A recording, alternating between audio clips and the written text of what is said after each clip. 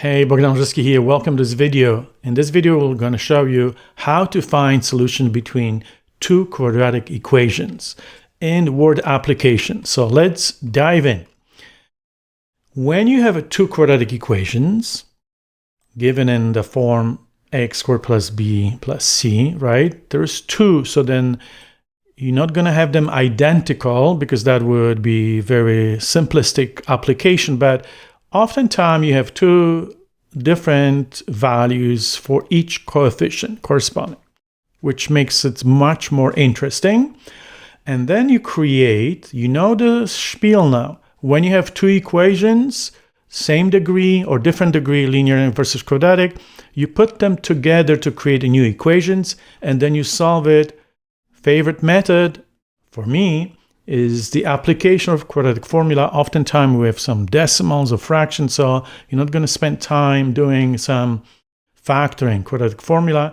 And then interpretation, proper interpretation is the key.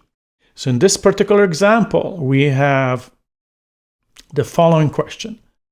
A parachutist, right, jumps from a cliff, and the height above is given by this parabolic shape. So there is a free fall, and when the time is 0, we would start measuring the height from the beginning. So the height continues to go down as you anticipate because you have negative a coefficient. So this is sort of the path of that jumper. And then what happens? The parachute opens, and then the descent follows a new path.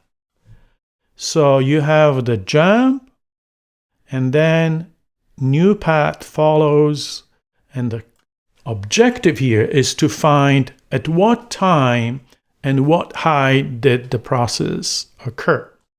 And they say find a time, and there is restriction. Time is greater than 0 when the parachute was released, and compute the height above the ground at that same moment.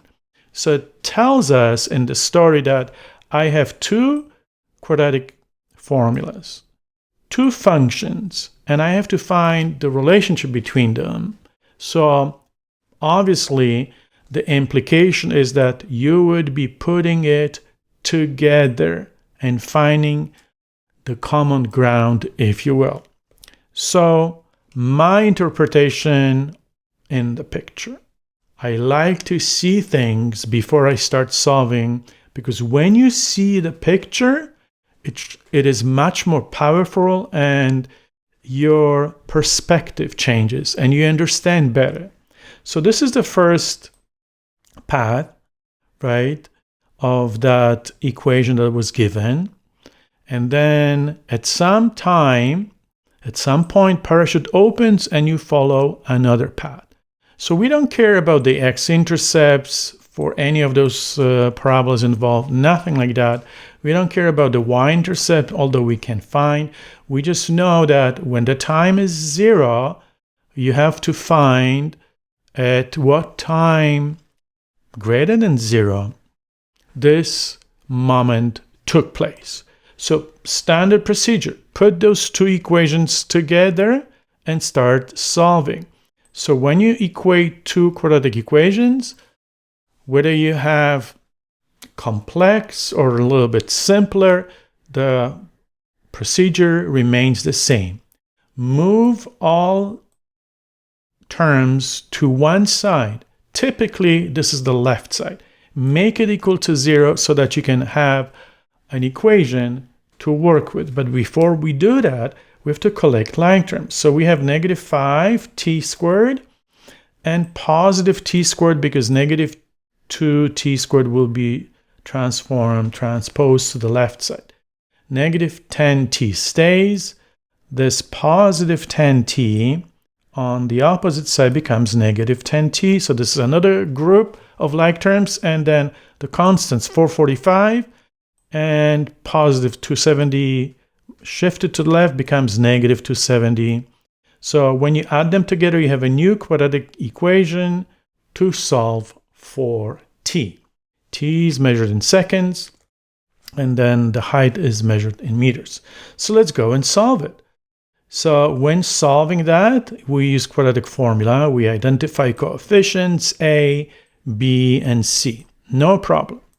When we have the formula handy, the formula typically shows x is equal, but you know that independent variable is t, so you just change the letter t from letter x into t. Okay, you do the substitution. B is negative 20. So remember, negative 20 because the formula goes negative b. So you put negative 20 inside of the brackets. This is why you have positive 20. Very common mistake when you're rushing, you're forgetting about those negatives, so it's important to pay attention. Again, negative b squared to show that the entire b term is in brackets. And by quick analysis, you have 400 minus product 4 times negative 3 times 175. So essentially you're adding something to 400, definitely 2 answers.